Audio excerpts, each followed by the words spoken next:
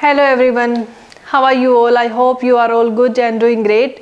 सो हम अपना 10th class का second chapter acid base and salt अपना कर रहे थे और उसमें हमने इंडिकेटर्स को बहुत ही डिटेल से कर लिया था फर्स्ट लेक्चर में। और आपका जो फर्स्ट चैप्टर था that is chemical reaction and equation, वो हमने कंप्लीट कर लिया था। एनसीईआरटी के और इंटेक्स क्वेश्चंस वो सब हमने कर लिए थे। तो अगर आपने ये सारे लेक्चर्स नहीं देखे हैं तो लिंक आपको डिस्क्रिप्शन बॉक्स में मिल जाएगा, वहाँ जाके आप देख सकते हो। तो आज का जो अपना टॉपिक है that is chemical properties of acid and base, वो हम करने वाले हैं इस लेक्चर में। So this is Sangeeta and welcome to my YouTube channel science to home. So let's start today lecture. और आज के लेक्चर में हम अपना जो करने वाले हैं ये आपका chemical properties of acid and base है। और यहाँ से आपको जो है मैंने एसिड और बेस के बारे में कुछ आपका इंडिकेटर्स का हमने कर लिया था। नेचुरल इंडिकेटर्स, सिंथेटिक इंडिकेटर, ये सब हम कर चुके थे। ऑल्फैक्टरी इंडिकेटर्स, ठीक है, और कुछ हमने एक्टिविटीज़ भी कर ली थी। तो नेक्स्ट अपना देखते हैं कि आगे हमारा क्या है। ये आपका जो है इंडिकेटर के बारे में ये सब हम कर चुके थे लास्ट लेक्चर में। सो आज का अपना जो है टॉपिक स्टार्ट होता है how do the acids and bases react with metal. ठीक है, एसिड और बेस मेटल के साथ किस तरह से रिएक्ट करते हैं, वहाँ पे क्या आपका जो है इवोल्व होता है, क्या वहाँ बनता है, वो सब हम देखने वाले हैं। ठीक है, तो सबसे पहले एक एक्टिविटी दी हुई है उसको हम सोल्व करते हैं, क्योंकि एक्टिविटीज़ आपको पता है एनसीईआरटी में बहुत ही इंपॉर्टेंट रहती है। इससे हमारे कंसेप्ट स्ट्रॉन्ग होते हैं और हमें याद भी रहता है ज़्यादा टाइम तक। तो यहाँ पे देखिए कह रहा है कि set the apparatus take about 5 ml dilute sulphuric acid. Dilute sulphuric acid होता है आपका H2SO4 सल्फ्यूरिक एसिड होता है। डाइल्यूट कह रहा है, इट मीन्स आपका जो है उसमें वाटर ऐड किया है। ठीक है, ये डाइल्यूट कंसनट्रेटेड क्या है ये अभी मैं आपको बताऊंगी, पहले ये एक्टिविटी कर लेते हैं। उसके बाद what do you observe on the surface of the zinc granules. उसके अंदर कह रहा है आपका add few pieces of zinc granules to it. उसमें कुछ जिंक ग्रेन्यूल्स आप डाल दो। जिंक ग्रेन्यूल्स, जिंक मेटल ही होता है। ठीक है, उसके पता है आप क्या ऑब्जर्व करोगे जिंक के सरफेस पे। What do you observe on the surface of zinc granules? Pass the gas being evolved through the soap solution. Why are the bubbles formed in the soap solution? And take a burning candle near the gas filled with bubble. And what do you observe? Repeat this activity with some more acids like HCl, HNO3 and CH3COH, acetic acid. Are the observation all the cases are same or different? ये सब आपका जो है, अब activity क्या है वो हम देख लेते हैं। ये देखिए आपको पूरा दिया हुआ है, जो भी वो लेने के लिए कह रहा था कि हमें ये लेना है। ये देखिए ये पूरा एक सेटअप किया हुआ है, एक स्टैंड है, टेस्ट ट्यूब है। ठीक है, और टेस्ट ट्यूब को होल्ड किया हुआ है होल्डर से। और यहाँ पे जिंक के कुछ ग्रेन्यूल्स आपको जो है, मैंने ये रेड कलर्स जिंक ग्रेन्यूल्स जो है ग्रे कलर्स के होते हैं, ये आपका जो है दिखाई दे रहा होगा, जिंक के ग्रेन्यूल्स है। और इसके अंदर आपका जो है H2SO4 आपका सॉल्यूशन ले रखा है, डाइल्यूट H2SO4। ठीक है, तो ये इसके अंदर जब कॉर्क लगाया है और यहाँ से एक डिलीवरी ट्यूब आपका जो है टब के अंदर सोप सॉल्यूशन लिया हुआ है। ठीक है, सोप सॉल्यूशन के अंदर डिलीवरी ट्यूब को आपका रखा गया है। तो यहाँ से जो है जब भी ये आपका जिंक और H2SO4 जब मिलते हैं तो यहाँ एक केमिकल रिएक्शन होती है, जो फर्स्ट चैप्टर में भी हम पढ़ के आए थे। ठीक है, तो आपका जो H2SO4 है सल्फ्यूरिक एसिड, ये एक एसिड होता है। ठीक है, और जो जिंक है वो आपका मेटल है। तो हमें यही देखना है कि एसिड और मेटल जब रिएक्ट करते हैं तो क्या बनता है। तो यहाँ से जो आपका रिएक्शन जब होगी कि हमने लिया डाइल्यूट H2SO4, ये एसिड है। ठीक है, और आपका जो है जिंक मेटल हमने लिया, तो हमारे पास क्या आएगा, जिंक सल्फेट, और साथ में हाइड्रोजन गैस प्रोड्यूस होती है। ठीक है, हाइड्रोजन गैस इवोल्व होती है। वो गैस आपका कहाँ जाएगी, ये गैस हमें जिंक के ग्रेन्यूल्स पे आती हुई सरफेस पे हमें दिखेगी। ठीक है, तो कौन सी गैस इवोल्व हुई, यहाँ से हाइड्रोजन गैस इवोल्व हुई।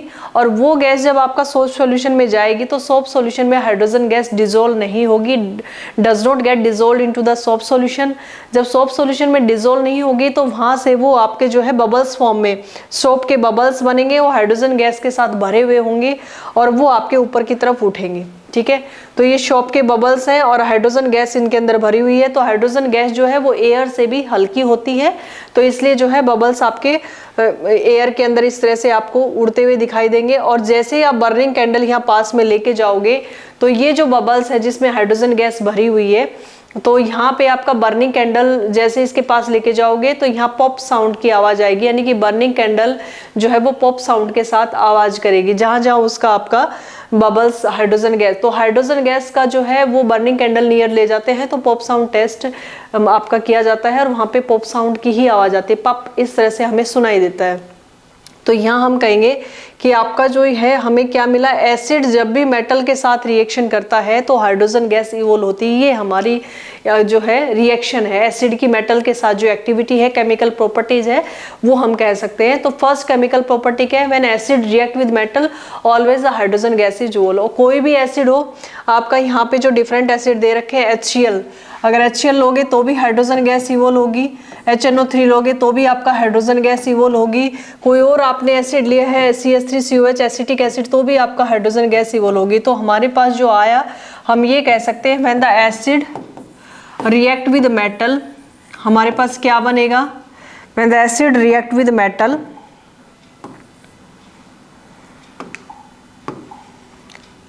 When the acid react with metal क्या बनेगा हमारे पास, एक तो आपका कोरस्पोंडिंग साल्ट बनेगा, ठीक है। साल्ट, कोरस्पोंडिंग साल्ट का मतलब है जैसे यहाँ पे आपका सल्फ्यूरिक एसिड है तो यहाँ पे जो है सल्फेट का साल्ट बनेगा जिंक के साथ, तो कोरस्पोंडिंग जो भी मेटल या जो भी आपका अनायन है एसिड के अंदर उसका कोरस्पोंडिंग साल्ट बनेगा एंड आपका हाइड्रोजन गैस इवोल्व होगी। ये हमारे पास एक जो है एसिड की मेटल के साथ जो रिएक्शन करेंगे वो हमारे पास रिएक्शन आ गई। उसके बाद देखो ये जो कह रहा है उसके आंसर्स हम देते हैं एक्टिविटी के। क्या क्या ये पूछ रहा है, सबसे पहला जो इसका क्वेश्चन है वो कह रहा है कि आपका what do you observe on the surface of zinc granules. तो हम कहेंगे hydrogen gas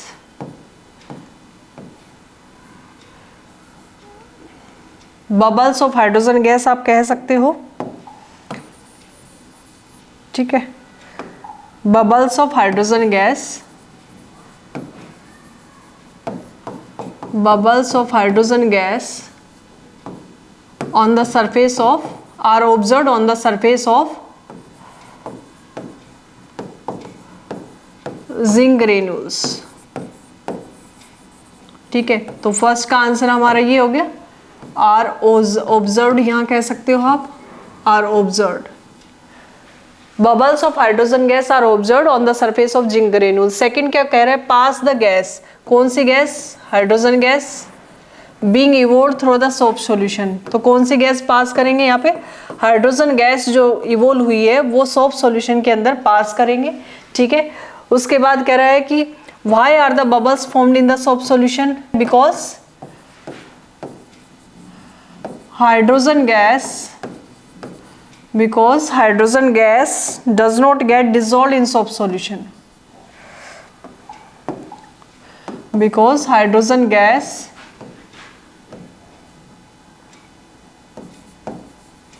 does not get dissolved in soap solution। Soap solution में डिजोल्व नहीं हुई इसलिए बबल्स बन गए, सोप सॉल्यूशन, ठीक है। नेक्स्ट क्या कह रहा है, take a burning candle near a gas filled bubbles, what do you observe. तो हम कहेंगे give pop sound. Burning candle कैसे साउंड देगी, पॉप साउंड। नेक्स्ट कह रहा है repeat this activity with some more acid HCl, HNO3, CH2, are the observation in all cases are same और different. तो हम सभी के अंदर जो है सेम आपका जो है ये एक्टिविटी है, सभी केसेस के अंदर सेम एक्टिविटी होने वाली है। कोई भी एसिड हो जब आपका मेटल के साथ रिएक्शन करेगा it always give the hydrogen gas, ठीक है। तो सभी एसिड्स के साथ आपका सेम एक्टिविटी होने वाली है। नेक्स्ट हम देख लेते हैं आगे क्या है।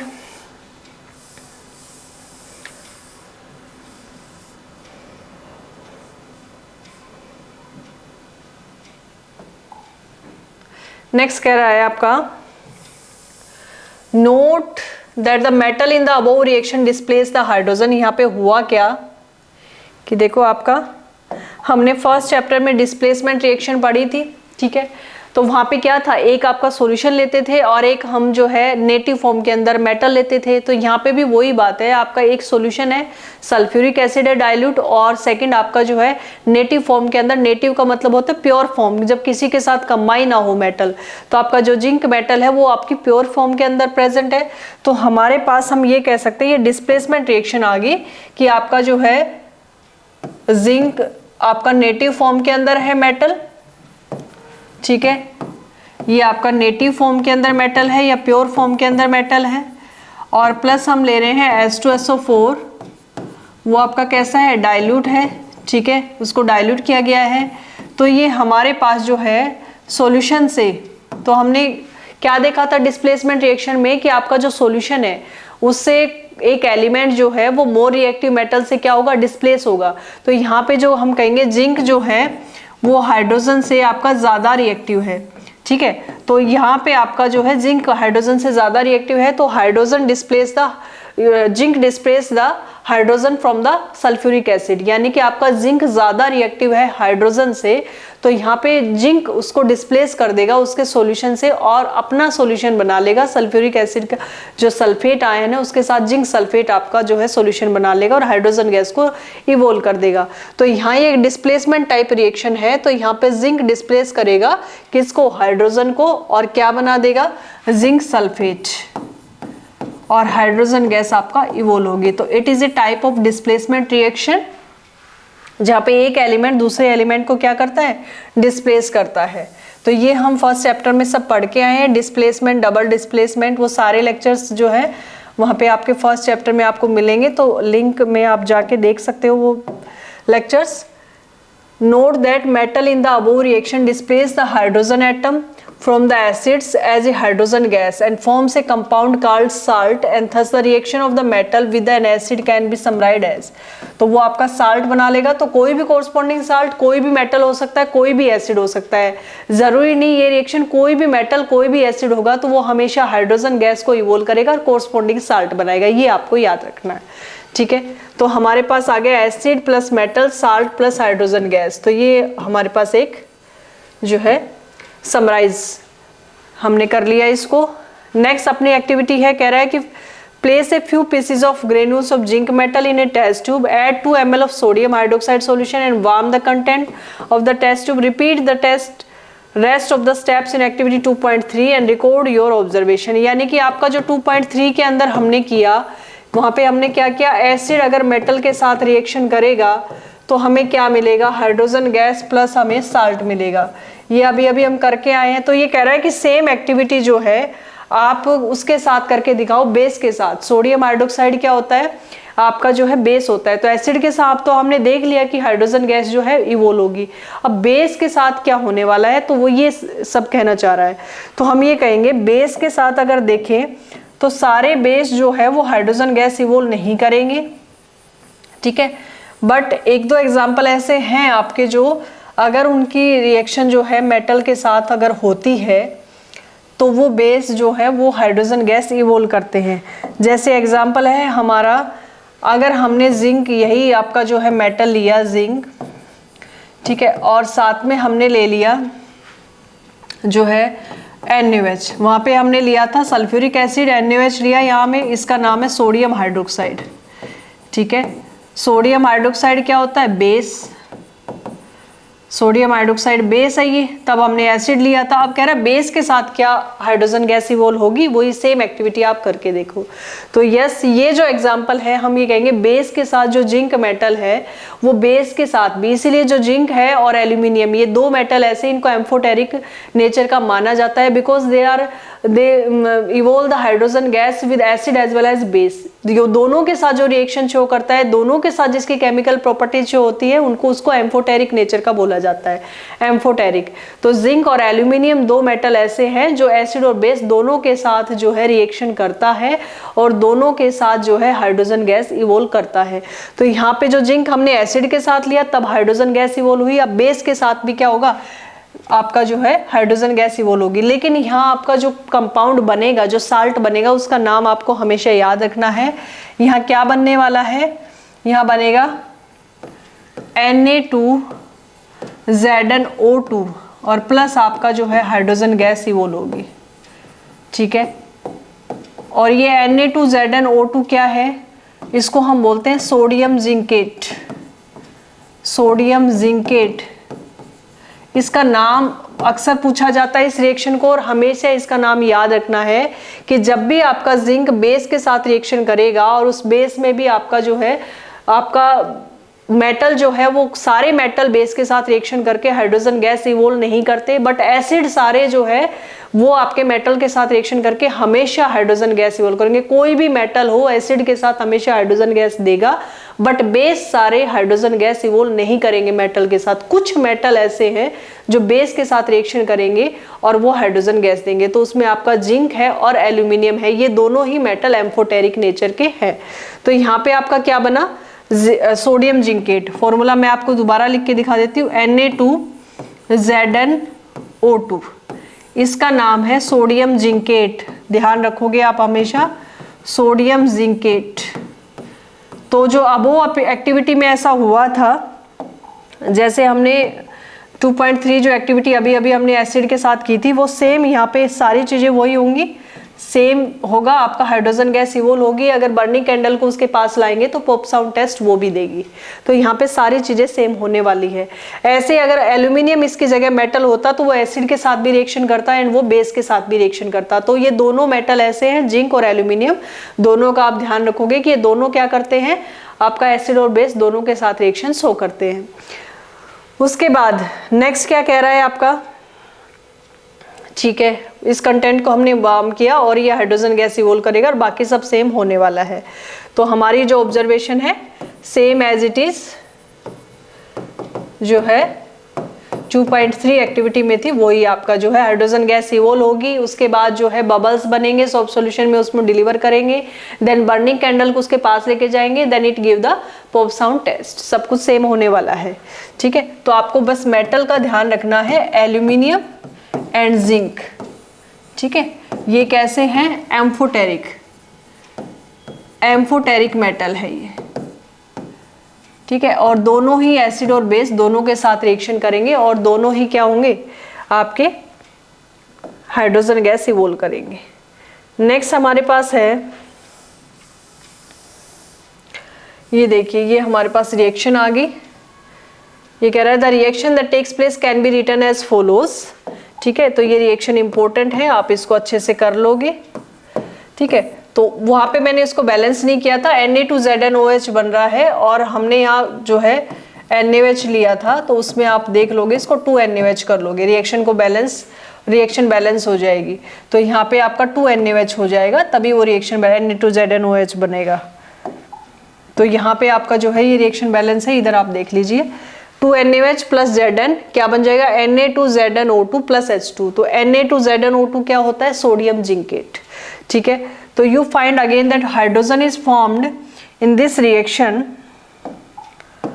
Hydrogen is formed, hydrogen gas जो है वो बनेगी यहाँ पे भी in this reaction. However such reactions are not possible with all metals, ठीक है।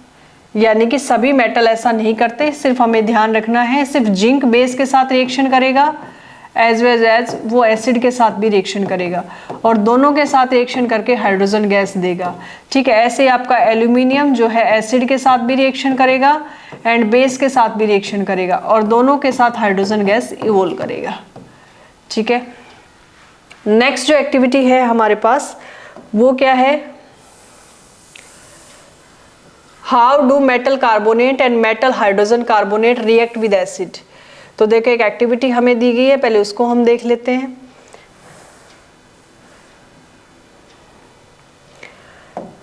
तो देखो ये आप 10th क्लास में 9th क्लास में पढ़ के आए हो, आपका जो कार्बोनेट होता है वो क्या होता है, CO3-2, ठीक है। और जो आपका हाइड्रोजन कार्बोनेट होता है HCO3-1। तो इनके साथ अगर कोई भी मेटल जुड़ जाता है कोई भी मेटल इनके साथ जब ऐड होता है तो उसको हम बोलते हैं मेटल कार्बोनेट या मेटल हाइड्रोजन कार्बोनेट। इसको हाइड्रोजन कार्बोनेट भी बोल सकते हो और इसका एक दूसरा नाम है, आप इसको बाई कार्बोनेट भी बोल सकते हो, बाई कार्बोनेट। ठीक है, तो यहाँ पे आपका अगर मैंने मान लो कार्बोनेट के साथ सोडियम लगा दिया तो sodium carbonate, sodium by carbonate. ठीक है, मैग्नीशियम लगा दिया तो मैग्नीशियम कार्बोनेट, यहाँ मैग्नीशियम बाई कार्बोनेट या मैग्नीशियम हाइड्रोजन कार्बोनेट इसको कह सकते हैं।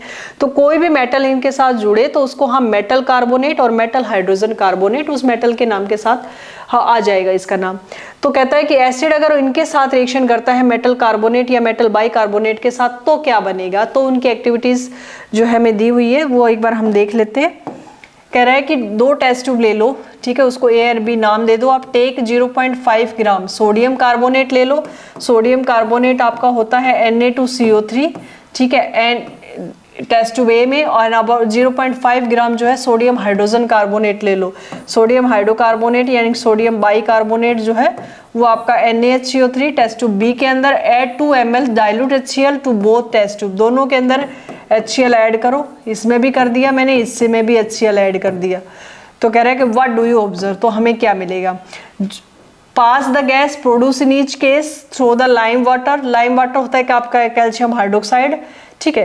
तो ये आपका जो है, अगर मैं आपको यहाँ रिएक्शन लिख के दिखाऊं तो जो भी हमें मिलेगा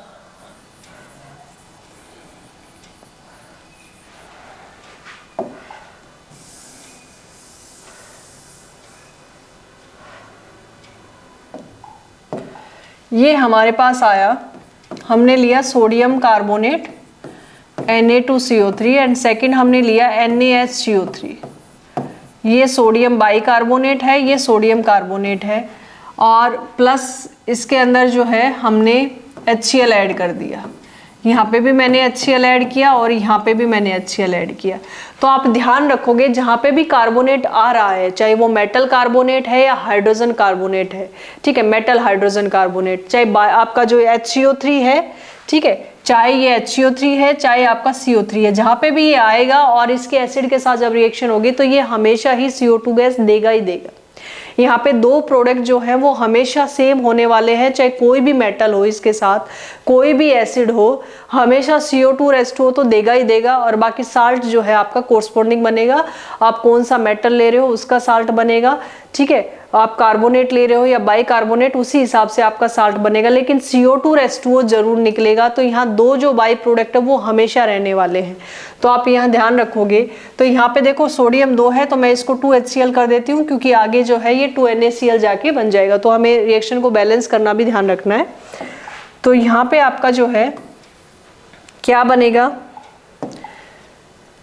जब हमें पता है कि एक आपका जो है हमेशा CO2 बनेगा और दूसरा हमारा जो है हमेशा वाटर बनेगा, तो हमें पहले आपका जो है H2O प्लस CO2 हम लिख देते हैं। हमने अभी नहीं देखा है, रिएक्शन को बैलेंस हमने नहीं किया, हमने लिख दिया, बस हमें पता है कि जो है हमेशा ही CO2 H2O बनेगा, कुछ और बनेगा ही नहीं। तो ये आपके हमेशा बाई प्रोडक्ट रहने वाले हैं। उसके बाद जो बचा हुआ है उसको रख दो, तो यहाँ पे आपका बन जाएगा 2NaCl, ठीक है। तो हमारे पास 3 प्रोडक्ट आ गए, आपका sodium chloride 2NaCl plus H2O plus CO2। अब देख लेते हैं एक बार, जो आपका CO3 था, ठीक है, उसमें से एक ऑक्सीजन चला गया तो वो CO2 बन गया, ठीक है, और एक ऑक्सीजन जो है जो आपका गया है वो किसके साथ जुड़ेगा, H2 के साथ, तो आपका वो H2O बना देगा, तो CO2 प्लस H2O बन जाएगा। तो इस तरह से आपको काम करना है। और यहाँ पे जो 2 क्लोरीन थे वो किसके साथ चले गए, सोडियम के साथ चले गए, तो 2NaCl हो गया। तो यहाँ हमेशा जहाँ पे आपका कार्बोनेट प्रेजेंट है, एसिड के साथ जब भी रिएक्शन करेगा हमेशा CO2 gas, carbon dioxide gas देगा ही देगा, एंड उसके साथ हमेशा वाटर भी निकलेगा। ये ऐसे ही आपका NaHCO3 है। अब यहाँ पे देखो हाइड्रोजन भी एक है, सोडियम भी एक है, और यहाँ देखो हाइड्रोजन, एक हाइड्रोजन इधर प्रेजेंट है, यहाँ 2 हाइड्रोजन ऑलरेडी इधर प्रेजेंट थे। तो यहाँ पे 2 हाइड्रोजन थे, यहाँ कोई हाइड्रोजन ही नहीं थे, तो यहाँ पे ये दोनों hydrogen as it is H2O के साथ निकल गए। लेकिन यहाँ हाइड्रोजन एक है, इधर एक है, तो ये दोनों ऐड होंगे, H2 बनाएंगे, एंड एक ऑक्सीजन आपका किससे लेंगे, यहाँ एक हाइड्रोजन इधर चला गया, एक इधर से आया, और एक ऑक्सीजन आपका इधर से आया, तो ये तीनों मिलके बनाएंगे H2O। और यहाँ पे आपका जो एक ऑक्सीजन इधर से आ गया, ठीक है, इसको हम माइनस कर देंगे, यहाँ से CO2 रह गया और एक Na और एक Cl जो है आपका, तो यहाँ पे HCl एक ही रहेगा। जब भी आप बाइकार्बोनेट लेंगे तो आप ध्यान रखोगे कि HCl जो है वो 1 ही रहेगा, क्योंकि एक हाइड्रोजन आपका ऑलरेडी इधर है, ठीक है, और Na भी आपका 1 रहेगा। यहाँ पे Na2CO3 था इसलिए वहां पे Cl2 आया 2NaCl बनने के लिए, और वहां पे हाइड्रोजन आपका 2 ऑलरेडी वहीं पे दोनों के दोनों रहेंगे, क्योंकि इसके अंदर कोई हाइड्रोजन प्रेजेंट नहीं है। तो यहाँ पे आप बैलेंसिंग का भी ध्यान रखोगे, तो यहाँ पे एक ही NaHC एक ही HCl रहेगा, यहाँ पे Na2CO3 है तो 2 HCl उधर रहेंगे। तो यहाँ क्या आ गया आपके पास, एक तो NaCl बनेंगे, वहां पे 2 NaCl बन रहे थे, यहाँ पे एक ही बनेंगे। उसके बाद यहाँ पे आपका वाटर निकले ही निकलेगा, और उसके बाद थर्ड जो प्रोडक्ट होगा हमारे पास CO2। तो ये 3 प्रोडक्ट हमारे पास आएंगे। तो ध्यान रखोगे कि जब भी आपका मेटल कार्बोनेट और मेटल बाइकार्बोनेट की एसिड के साथ रिएक्शन होगी, हमेशा ही आपका CO2 और जो है H2O जरूर देगा, और उसका कोरस्पॉन्डिंग साल्ट। तो ये हमने देखा। नेक्स्ट इसकी जो केमिकल प्रॉपर्टी है वो हमने देख ली। अब देखो ये रिएक्शन यहाँ पे नहीं रुकने वाली है। इस रिएक्शन का क्या होगा कि जो CO2 गैस निकलेगी दोनों में से, दोनों के साथ जो रिएक्शन की है, कार्बोनेट हो या हाइड्रोजन कार्बोनेट हो, मेटल कार्बोनेट या मेटल हाइड्रोजन कार्बोनेट, दोनों के साथ कौन सी गैस इवोल्व हुई है, CO2 गैस इवोल्व हुई है। और ये जो CO2 गैस है, इसको जब भी हम जो है लाइम के साथ इस गैस को पास करेंगे, लाइम के अंदर से, लाइम होता है कैल्शियम हाइड्रोक्साइड, तो जब इस गैस को हम पास करेंगे, कैल्शियम हाइड्रोक्साइड जो है, ये लाइम वाटर इसको हम बोलते हैं, या लाइम, ये आपका लाइम वाटर है, कैल्शियम हाइड्रोक्साइड, इसको सेलेक्ट लाइम भी बोलते हैं, ये हमने फर्स्ट चैप्टर में पढ़ा था, कैल्शियम हाइड्रोक्साइड। प्लस इसमें जब CO2 गैस आप पास करोगे तो ये क्या बना देगा, कैल्शियम कार्बोनेट, ठीक है, और साथ में क्या बनाएगा, कैल्शियम कार्बोनेट, और साथ में बनेगा H2O। तो जब भी हम जो है, तो हम ये कहेंगे कि आपका जो लाइम वाटर है, it turns milky, it turns milky, वो मिल्की सा हो जाएगा, यानी कि डिजोल्व नहीं होगा, इनसोल्यूबल रहेगा, ठीक है। मिल्कीनेस उसके अंदर जो है, मिल्कीनेस अपीयर होगी, ठीक है, ऐसा लगेगा जैसे वो अच्छे से घुला नहीं है, इनसोल्यूबल है। और जो है, तो यहाँ पे जो है लाइम वाटर जो है आपका CO2 के साथ जब भी रिएक्शन करेगा, वो आपका मिल्कीनेस को अपीयर करेगा, तो कैल्शियम कार्बोनेट और वाटर बनेगा, और इट टर्न्स इनटू मिल्किन, यानी कि मिल्कीनेस वहाँ पे प्रेजेंट रहेगी, ठीक है। और जो है वाइट वाइट वहाँ पे कलर आएगा, और वो इनसोल्यूबल होगा। तो यहाँ पे कैल्शियम कार्बोनेट जो बना वो आपका इनसोल्यूबल होगा। अब ये रिएक्शन फिर भी यहाँ नहीं रुकने वाली, अगर लंबे टाइम तक यही आपकी जो रिएक्शन है होती रही, यानी कि आपका जो है CO2 एक्सेस में पास वहां से होती रही, तो क्या होगा, तो एक्सेस में अगर रिएक्शन पास होगी तो हम देखेंगे कि यहाँ पे क्या होने वाला है। अगर रिएक्शन एक्सेस में हुई तो यही आपका जो है कैल्शियम कार्बोनेट बना प्लस H2O जो बना था, और फिर भी हम उसमें CO2 पास कराए जा रहे हैं एक्सेस में, तो ये तो पहले ही बन गया था कैल्शियम कार्बोनेट। जब हमने एक बार गैस पास कराई थी तो ये पहले ही बन गया था कैल्शियम कार्बोनेट, और यहाँ पे मिल्कीनेस हमें अपीयर हुई थी। तो यहाँ क्या होगा कि calcium carbonate plus water, excess में CO2 हमने पास कराई, तो यहाँ एक्सेस CO2 में लिख सकती हूँ। तो क्या होगा, अब आपके पास जो है कैल्शियम बाइकार्बोनेट बन जाएगा HCO3 ट्वाइस, ठीक है। तो हमारे पास बन गया, और यहां हम कहेंगे मिल्कीनेस डिसअपीयर हो जाएगी। वहां क्या हो रही थी, मिल्कीनेस अपीयर, और यहां मिल्कीनेस डिसअपीयर, और ये हो जाएगा सोल्यूबल। तो आप ये ध्यान रखोगे कि जो कैल्शियम बाइकार्बोनेट है ये सोल्यूबल होता है, ठीक है, ये हमेशा लिक्विड फॉर्म में ही पाया जाता है। जब ये रिएक्शन थोड़े टाइम के लिए होती है, जब एक्सेस में CO2 पास कराते हैं, तो सबसे पहले हमने सोडियम बाइकार्बोनेट एसिड के साथ रिएक्शन कराई, तो आपका जो है H2O CO2 NaCl बना। उसके बाद ऐसे ही आपका सोडियम बाइकार्बोनेट के साथ जब रिएक्शन कराई तो वही आपका NaCl H2O CO2 बना। तो जो भी गैस मेटल कार्बोनेट और मेटल हाइड्रोजन कार्बोनेट के साथ इवोल्व हुई, दैट इज CO2 आपका जो है आपका कैल्शियम हाइड्रोक्साइड यानी कि लाइम वाटर के साथ, अगर उसको उस CO2 गैस को हम लाइम वाटर से अगर पास करेंगे या कैल्शियम हाइड्रोक्साइड से हम पास करेंगे, तो हमें मिल्कीनेस अपीयर होगी और वो इनसोल्यूबल होगा। तो वो क्या बनाएगा, कैल्शियम कार्बोनेट, और कैल्शियम कार्बोनेट क्या होता है, इनसोल्यूबल होता है। ये सोल्यूबल नहीं होगा।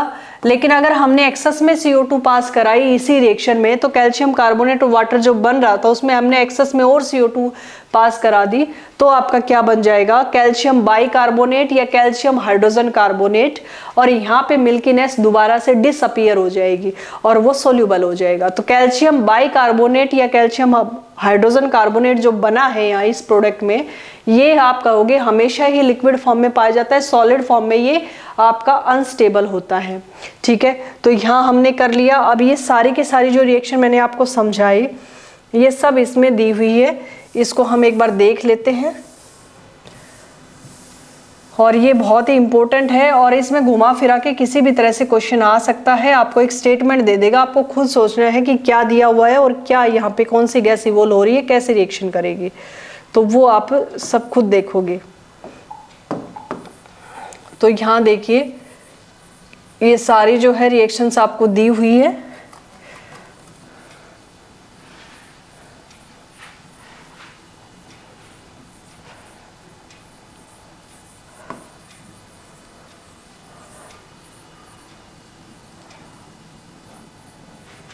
तो हमारे पास क्या आया,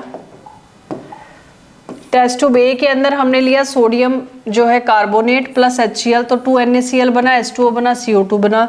सेकंड टेस्ट ट्यूब में हमने सोडियम बाइकार्बोनेट लिया, HCl ऐड किया, NaCl H2 CO2 बना। और यहाँ पे जो हम कहेंगे on passing the carbon dioxide gas evolve through the lime water, तो लाइम वाटर यहाँ पे हम क्या कहेंगे, किसको बोल रहे हैं, कैल्शियम हाइड्रोक्साइड को, ये लाइम वाटर है। ठीक है, और लाइम वाटर प्लस CO2 करेंगे तो कैल्शियम कार्बोनेट के व्हाइट PPT बनेंगे, और ये जो है आपका यहाँ हम कह सकते हैं मिल्कीनेस अपीयर। ठीक है, PPT बने हैं, इट मीन्स वो हम कह सकते हैं मिल्कीनेस अपीयर। PPT बने हैं, इनसोल्यूबल है, इसीलिए वो वाइट कलर के PPT बने हैं और इनसोल्यूबल है। ये आप फर्स्ट चैप्टर में पढ़ के भी आए हो कि आपका जो है इनसोल्यूबल पार्ट अगर रहता है और वो आपका सोल्यूबल नहीं होता है, फिल्टर करने पे ऊपर आपका फिल्टर पेपर पे या टेस्ट ट्यूब में नीचे जमा हो जाता है, कलेक्ट हो जाता है, तो उसको हम क्या बोलते हैं, PPTs। तो यहाँ व्हाइट कलर के PPT बनेंगे और ये इनसोल्यूबल होगा और जो है उसका कलर व्हाइट हो जाएगा और हमें दिखाई देगा कि आपका जो है मिक्स नहीं हो रहा है वो सॉल्यूशन में।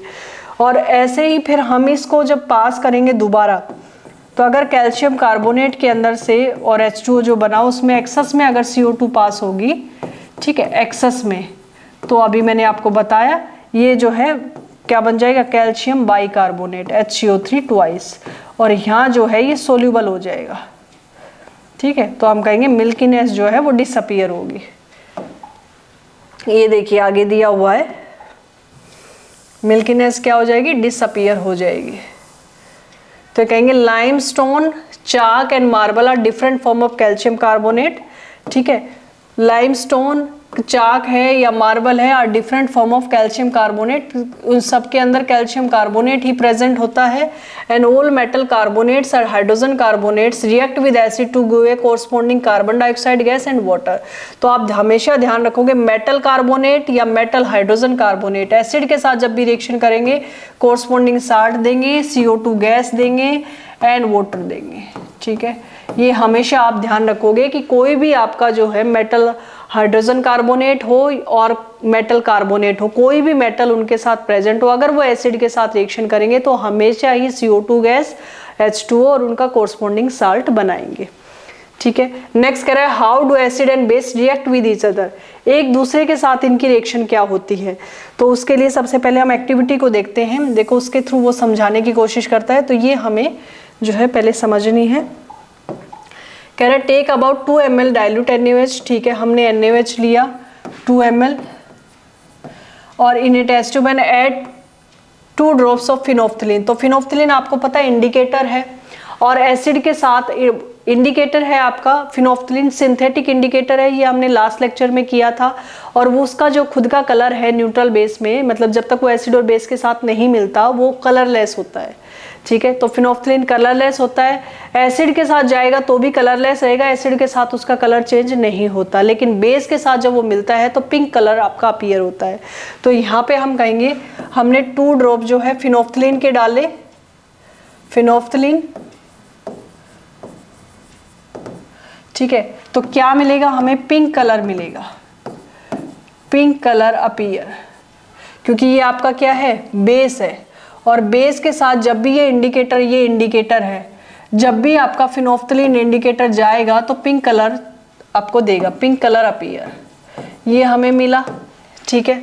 उसके बाद क्या कह रहा है, add dilute HCl to the above solution dropwise. अब ये कह रहा है जो पिंक कलर आया है इसमें ड्रॉप वाइज आप क्या डाल दो, HCl डाल दो, ड्रॉप वाइज आप HCl ऐड कर दो। तो अब HCl क्या है, एसिड है, वो बेसिक सॉल्यूशन था, पिंक कलर जो आया हमारे पास कैसा था, बेसिक था, ठीक है, बेसिक सॉल्यूशन था। जैसे हमने उसके अंदर एसिडिक सॉल्यूशन डाला, यानी कि एसिड डाला HCl, तो ये पिंक कलर क्या हो जाएगा, डिसअपीयर हो जाएगा, पिंक कलर डिसअपीयर। क्यों हुआ, क्योंकि साल्ट बन गया, डिसअपीयर, और उसका रीजन क्या है, साल्ट फॉर्म्ड, साल्ट बन गया, there is a formation of salt. तो जब भी एसिड और बेस मिलेंगे वो साल्ट बनाएंगे, एक दूसरे के इफेक्ट को न्यूट्रलाइज कर देंगे, और उस रिएक्शन को हम कहते हैं न्यूट्रलाइजेशन रिएक्शन। यानी कि एसिड और बेस जब भी मिलेंगे वो एक दूसरे के इफेक्ट को हमेशा कैंसिल कर देते हैं, न्यूट्रलाइज कर देते हैं, उस रिएक्शन को हम बोलेंगे न्यूट्रलाइजेशन रिएक्शन। तो यहाँ पे आपका कह रहा है is there any colour change for the reaction mixture, तो हम कहेंगे यस, पिंक से कैसा आ जाएगा, कलरलेस, पिंक से कैसा आ गया, colourless. Why did the color of the phenolphthalein change after the addition of an acid? कहता है फिनोफ्थलीन का जो कलर है वो आपका चेंज क्यों हो गया एसिड के साथ भी। तो भाई हम ये कहेंगे कि आपका जो फिनोफ्थलीन जब ऐड हुआ था तो पूरा ही सॉल्यूशन पिंक कलर का जो था तो वो आपका बेसिक सॉल्यूशन था, तो जैसे ही एसिड के साथ ऐड हुआ तो वो आपका पिंक कलर डिसअपीयर हो गया, क्योंकि वो अब न्यूट्रल हो गया और वहां पे साल्ट बन गया। तो हम ये कहेंगे यहाँ पे there is a formation of salt, there is a formation of salt, क्योंकि आपका जो फिनोफ्थलीन वाला जो पिंक कलर का सॉल्यूशन था वो क्या था, बेसिक था, और बेसिक में क्या ऐड हुआ, एसिडिक सॉल्यूशन ऐड हुआ तो साल्ट बना दिया, ठीक है। नेक्स्ट कह रहा है now few drops of NaOH to the above mixture, does the pink colour phenolphthalein reappear, why do you think this has happen. तो कह रहा है कि अब ये जो पिंक कलर डिसअपीयर हुआ और ये कलरलेस आ गया, अब ये जो साल्ट बना ये कलरलेस आ गया, तो कह रहा है अब दोबारा से ड्रॉप वाइज आप NaOH डालो, ड्रॉप वाइज में दोबारा से आप NaOH डालो तो क्या होगा, पिंक कलर दोबारा से रीअपीयर हो जाएगा, पिंक कलर रीअपीयर, क्योंकि वो कलरलेस आ गया था और अब वो दोबारा से हमने उसमें NaOH डाला तो दोबारा से वो बेसिक हो गया। पहले हमने क्या किया, बेस के अंदर फिनोफ्थलीन डाला, वो पिंक कलर हो गया, बेसिक सॉल्यूशन था वो ऑलरेडी, और उसमें हमने सिर्फ इंडिकेटर डाला था तो सॉल्यूशन तो बेसिक ही था बट उसका कलर चेंज हो गया, इंडिकेटर ने अपना असर दिखा और बताया कि ये बेसिक है। फिर उसके बाद हमने क्या किया, वो जब बेसिक सॉल्यूशन था उसका पिंक कलर आया, उसमें हमने एसिड ऐड किया HCl, तो वो न्यूट्रलाइज हो गया, जो ये बेसिक सॉल्यूशन था एसिड से न्यूट्रलाइज हुआ, और पिंक कलर जो था वो आपका क्या हो गया, कलरलेस, क्योंकि आपका फिनोफ्थलीन न्यूट्रल के साथ भी कोई नहीं दिखाता, तो एसिड बेस मिले न्यूट्रल बनाया, तो न्यूट्रल के साथ भी फिनोफ्थलीन जो है अपना कलरलेस ही दिखाता है, एसिड के साथ भी कलरलेस ही दिखाता है, बट वो बेस के साथ कलर दिखाता है पिंक कलर। तो वहां पे आपका जो है बेसिक सॉल्यूशन था पिंक कलर, फिर एसिड जब ऐड हुआ तो न्यूट्रल हुआ इसलिए कलरलेस हो गया। कह रहा है फिर से उसमें NaOH ऐड करो कलरलेस में, तो फिर से बेसिक बनेगा, तो बेसिक बनेगा तो दोबारा से पिंक कलर क्या हो गया, रीअपीयर। तो हम ये कहेंगे कि यहाँ पे क्या हुआ, आपका जो है पिंक कलर रीअपीयर हो गया, पिंक कलर रीअपीयर। और नेक्स्ट क्या है, what do you think it has happen, तो हम कहेंगे because solution become basic, because solution या अबोव सॉल्यूशन बिकम बेसिक, वो दोबारा से क्या बन गया, बेसिक बन गया, इसलिए कलर चेंज हुआ। तो in the above activity we have observed that the effect of a base nullified by an acid vice versa the reaction taking place written as NaOH aqueous plus HCl aqueous NaCl बन गया H2O। तो इस reaction को हम क्या बोलेंगे, neutralisation reaction. यानी कि जब भी आपका एसिड एंड बेस मिलेगा हमेशा एक दूसरे के इफेक्ट को क्या करेंगे, कैंसिल कर देगा और हमेशा साल्ट एंड वाटर बनाएगा।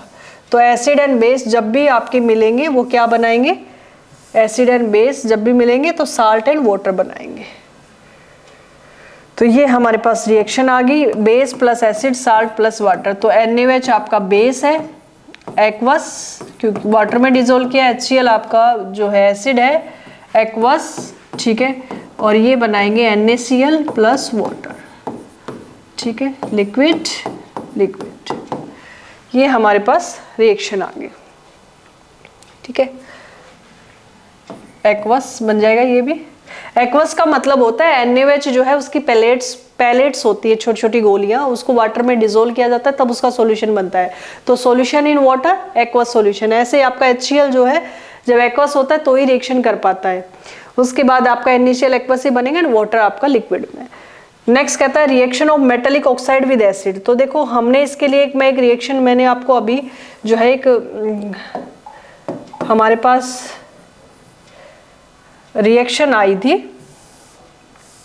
और वो रिएक्शन हमने की भी थी, उसको मैं एक बार दोबारा लिखती हूँ। देखो नॉन मेटल जो है, नॉन मेटल का जब ऑक्सीजन के साथ कंपाउंड बनता है तो वो हमेशा ही क्या बनेगा, जो है एसिडिक बनेंगे, हमेशा ही एसिडिक उनका नेचर होगा। जो मेटल है उनके जो ऑक्सीजन के साथ रिएक्शन बनेगी, ठीक है, ऑक्सीजन के साथ कंपाउंड बनेगा तो मेटल ऑक्साइड उनको कहा जाता है, वो हमेशा बेसिक होंगे, ठीक है। तो ये नॉन मेटेलिक जो ऑक्साइड है, इनको बोला जाएगा नॉन मेटेलिक ऑक्साइड, और इनको जब बोला जाएगा बेसिक होंगे, ये इनको बोला जाएगा मेटेलिक ऑक्साइड, मेटेलिक ऑक्साइड। तो आप ध्यान रखोगे कि मेटल के जो ऑक्साइड है, ये थर्ड चैप्टर में भी आएगा बहुत डिटेल में, बट आप इतना अभी ध्यान रखोगे कि मेटल के जो ऑक्साइड है एंड हाइड्रोक्साइड है वो हमेशा ही बेसिक नेचर के होते हैं, और नॉन मेटल के जो ऑक्साइड है एंड हाइड्रोक्साइड है वो हमेशा एसिडिक नेचर के होते हैं। तो मेटल के ऑक्साइड हमेशा क्या होंगे, बेसिक, और नॉन मेटल के ऑक्साइड हमेशा क्या होंगे, एसिडिक। अब देखो ये कह रहा है कि एक्टिविटी में कह रहा है कॉपर ऑक्साइड है, उसको बीकर में लिया और डाइल्यूट हाइड्रोक्लोरिक एसिड डाला और उसको फिर स्टीर किया। तो note the colour of the solution, what has happen to the copper oxide. तो देखो कॉपर ऑक्साइड, अब ये मेटल का ऑक्साइड है तो मेटेलिक ऑक्साइड, और मेटेलिक ऑक्साइड हमेशा कैसे होंगे, बेसिक, ठीक है। एसिड के साथ रिएक्शन दिखाई, दैट इज HCl, ठीक है। तो ये जो रिएक्शन बनेगी ये हमारे पास आएगा कॉपर क्लोराइड, इसको बोलते हैं कॉपर क्लोराइड। कॉपर क्लोराइड का साल्ट बन गया, ठीक है, और ये ब्लू ग्रीन कलर का जो है सॉल्यूशन बन जाएगा। और ये ब्लू ग्रीन कलर किसकी वजह से आया, due to the formation of copper chloride. तो कॉपर क्लोराइड जो है, कॉपर सेकंड क्लोराइड भी इसको बोल देते हैं, क्योंकि कॉपर की यहाँ जो ऑक्सीडेशन स्टेट है या जो इसके ऊपर चार्ज है वो +2 है। तो यहाँ पे कॉपर सेकंड क्लोराइड कहें या कॉपर क्लोराइड, यहाँ फॉर्मेशन हो गया, ब्लू ग्रीन कलर का सॉल्यूशन बन जाएगा। और जो कॉपर ऑक्साइड है वो क्या हो जाएगा, डिजोल्व, इट गेट डिजोल्व, वो डिजोल्व हो गया, ठीक है। डिजोल्व होने के बाद, एसिड में डिजोल्व होने के बाद कॉपर क्लोराइड बना दिया और H2O बाहर निकाल दिया, और यहाँ पे ब्लू ग्रीन कलर का जो है वो सॉल्यूशन बन गया। तो हम ये कहेंगे कि जो मेटेलिक ऑक्साइड है वो एसिड के साथ जब रिएक्शन करेंगे तो कोरस्पॉन्डिंग साल्ट एंड वाटर को, तो हम कहेंगे साल्ट एंड वाटर बनाएंगे, कोरस्पॉन्डिंग साल्ट बना देंगे, वाटर बना देंगे। तो ये आपका जो है, हम ये कह सकते हैं कि जब आपका ये एसिडिक है और इसने साल्ट प्लस वाटर कब बनता है, तब बेस के साथ रिएक्शन होती है। तो acid plus base salt and water बनता है, तो वो कोई भी हो सकता है। तो आपका जो HCl एसिडिक की तरह बिहेव कर रहा है, तो यहाँ पे कॉपर ऑक्साइड किसकी तरह बिहेव करेगा, बेसिक की तरह। तो मेटल के ऑक्साइड हमेशा बेसिक, और एसिड के साथ जब रिएक्शन करेंगे तो साल्ट एंड वाटर बनाएंगे, कोरस्पॉन्डिंग साल्ट। इसी तरह आपका जो है वो रिएक्शन मैंने आपको जब बताई थी अभी, वो उसको भी आप इसी तरह से देख सकते हो। तो you will notice that colour of the solution become blue green, इसने दे भी रखा है, colour of the solution become blue green and the copper oxide dissolve and the blue green colour of the solution due to the formation of copper second chloride, यानी कि CuCl2, copper second chloride in the reaction, and the general reaction between the metal oxide and the acid can be written as. तो metal oxide and acid, तो metal oxide हमेशा कैसे होंगे, basic. तो हम ये कह सकते हैं बेसिक बेस प्लस एसिड की रिएक्शन हुई है यहाँ, ठीक है। तो हम कह सकते हैं कि मेटल ऑक्साइड हमेशा कैसे होंगे, बेसिक होंगे, ये ध्यान रखना है आपको। तो यहाँ जो रिएक्शन हुई है ये बेस, ये एसिड और ये बन गया साल्ट प्लस वाटर, ठीक है। बस ये है कि आपको ध्यान रखना है मेटल के ऑक्साइड बेस होंगे और नॉन मेटल के जो ऑक्साइड है वो एसिडिक होंगे। तो ये हमने कर लिया। नेक्स्ट क्या कह रहा है, देखो ये दे रहा, अब इसने यहाँ दिया है जो मैंने आपको थोड़ी देर पहले बताया था वही अब आई है रिएक्शन। नाउ रिटर्न द, अच्छा वो हमने कर लिया, बैलेंस रिएक्शन रिटर्न करो, ये हमने कर लिया था इसको बैलेंस, ठीक है। हाँ ये हमने इसको बैलेंस कर लिया था 2HCl, तो कॉपर क्लोराइड प्लस H2O बन जाएगा, ये 2HCl यहाँ पे हो जाएगा, आप ध्यान रखोगे। तो ये CuCl2 प्लस H2O, तो ये हमने कर लिया, ठीक है। और metallic oxide react with acid to give salt and water, और ये हमारे पास आ गया। और ये कह रहा है कि बिल्कुल वैसी ही रिएक्शन देगा, similar the reaction of base with an acid. तो no metallic oxides said to be basic oxides, कैसे होंगे, बेसिक ऑक्साइड। तो मेटल के ऑक्साइड हमेशा क्या होंगे, बेसिक होंगे। अब ये कह रहा है reaction of non metallic oxide with water, sorry with base. तो नॉन मेटेलिक ऑक्साइड हमेशा क्या होंगे, एसिडिक होंगे। तो एसिडिक होंगे तभी तो बेस के साथ रिएक्शन, और फिर क्या बनाएंगे, साल्ट प्लस वाटर। तो एग्जाम्पल ये मैंने आपको जो दिया था वो वही एग्जाम्पल ले रहा है कि कैल्शियम हाइड्रोक्साइड में उस एक्टिविटी में लिया था प्लस CO2। तो CO2 जो है वो नॉन मेटेलिक ऑक्साइड है, नॉन मेटेलिक ऑक्साइड है, और यहाँ पे जो है ये आपका एसिडिक की तरह भी, सॉरी ये आपका जो है बेसिक की तरह बिहेव करेगा। ये आपका बेसिक है, और ये जो आपका नॉन मेटेलिक ऑक्साइड है ये एसिडिक है, और ये क्या बनाएगा, जो है कैल्शियम कार्बोनेट प्लस वाटर। तो ये बन गया साल्ट प्लस वाटर। तो बिल्कुल जैसे आपका मेटल के ऑक्साइड बेसिक कलर के हैं, सॉरी कलर कह रही हूँ, बेसिक नेचर के हैं, बेसिक नेचर के, ऐसे ही आपके नॉन मेटल के जो ऑक्साइड है वो आपके एसिडिक नेचर के हैं। तो यहाँ से हमें दो ही चीज़ें समझ में आई कि नॉन मेटल के जो ऑक्साइड है वो आपके एसिडिक। तो जितने भी आपके जो है कार्बन, ऑक्सीजन, नाइट्रोजन के जो ऑक्साइड है वो सब नॉन मेटेलिक ऑक्साइड है, सब एसिडिक होते हैं, ठीक है। और जितने भी आपके जो है K2O है, Na2O है, Li2O है, फिर उनके जो हाइड्रोक्साइड हम कह ले KOH है, NaOH, वो सब आपके जो है बेसिक। तो मेटल के हाइड्रोक्साइड एंड जो है ऑक्साइड वो आपके बेसिक, नॉन मेटल के ऑक्साइड एंड हाइड्रोक्साइड क्या होंगे, एसिडिक। तो मेटल के जो है, मेटल के ऑक्साइड भी एंड हाइड्रोक्साइड भी वो आपके सब क्या होंगे, बेसिक। बेसिक इतना हमने समझ लिया। नेक्स्ट हमारे पास जो है क्वेश्चंस आगे वो एक बार सॉल्व कर लेते हैं हम। क्या कह रहा है, why should curd and sour substance not kept in brass and copper, brass and copper vessel. तो देखो कर्ड और श्योर सब्सटेंस कंटेन एसिड्स, ठीक है। तो एसिड की किसके साथ रिएक्शन होगी, मेटल के साथ रिएक्शन होगी। मेटल किस में प्रेजेंट है, ब्रास में और कॉपर में। तो ये एक पॉइजनस सब्सटेंस बनाएंगे, पॉइजनस सब्सटेंस, और जो हमारी बॉडी के लिए क्या होगा, मतलब हेल्थ के लिए ठीक नहीं रहेगा, फूड पॉइजनिंग उससे हो सकती है। तो हम कहेंगे कि आपका जो ब्रास है और कॉपर है ये दोनों ही मेटल से बने हुए हैं। तो दोनों मेटल होगी, ब्रास भी और आपका कॉपर भी।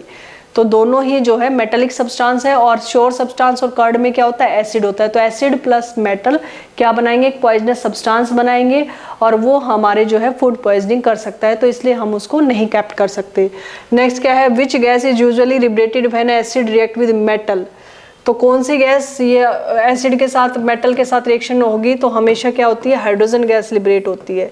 And with an example, how will you test presence for the hydrogen gas. तो हम कहेंगे by taking the burning candle, by taking the burning candle, ठीक है, near it it give pop sound, या it burn with pop sound। It is burning with pop sound, it is burning with pop sound. तो ये जो है आपका example हमने अभी लिया ही था, ठीक है। H2SO4 प्लस जिंक ले सकते हो, कोई और एग्जाम्पल भी आप ले सकते हो। तो यहाँ पे बन जाएगा zinc sulphate plus hydrogen gas, ठीक है।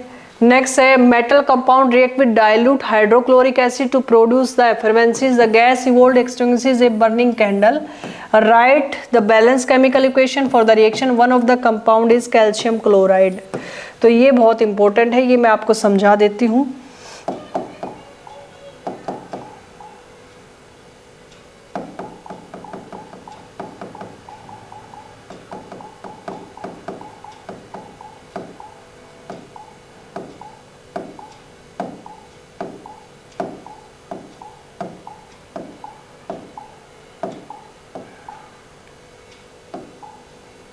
ये देखिए कह रहा है कि आपका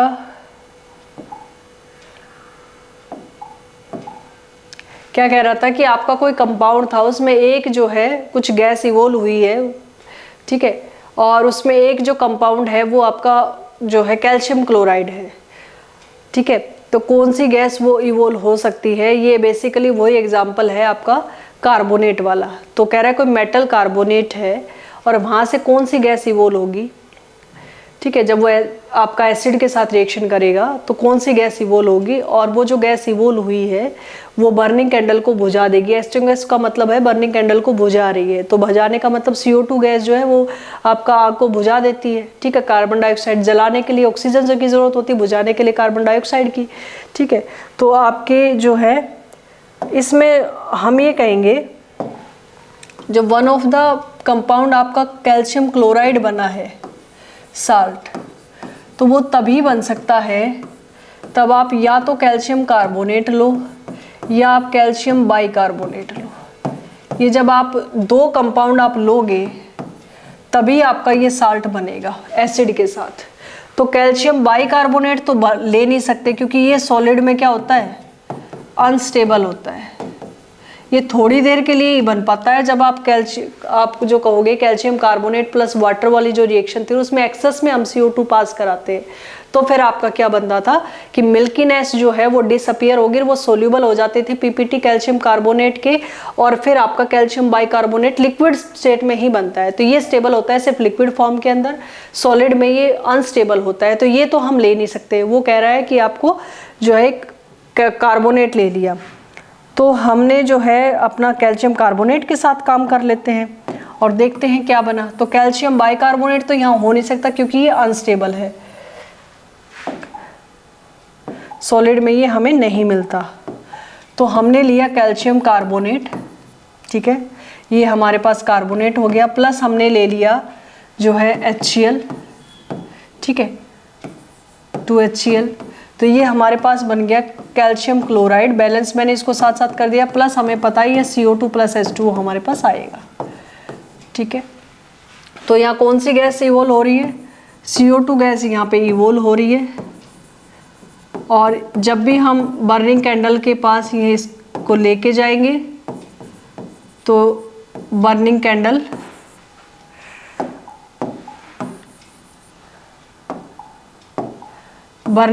जब इसके पास लेके जाएंगे तो वो क्या हो जाएगी, इट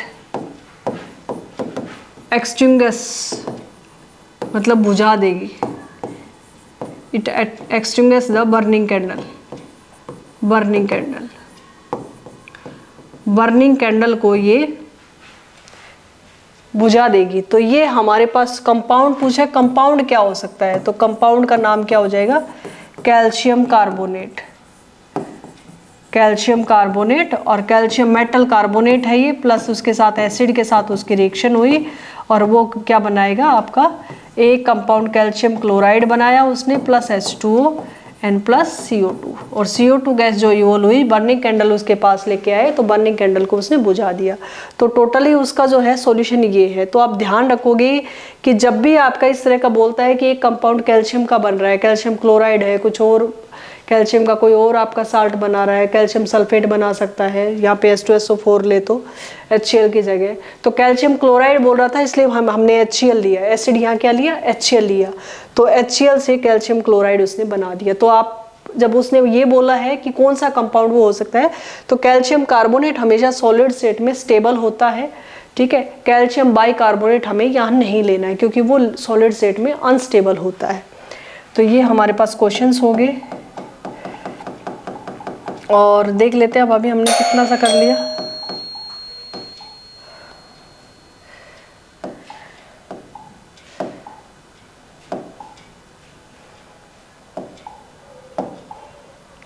तो ये सारे क्वेश्चंस हमने कर लिए, ठीक है। अब इस लेक्चर में बस इतना ही, बाकी का आगे हम नेक्स्ट लेक्चर में देखने वाले हैं। तब तक के लिए thank you so much and bye bye, take care.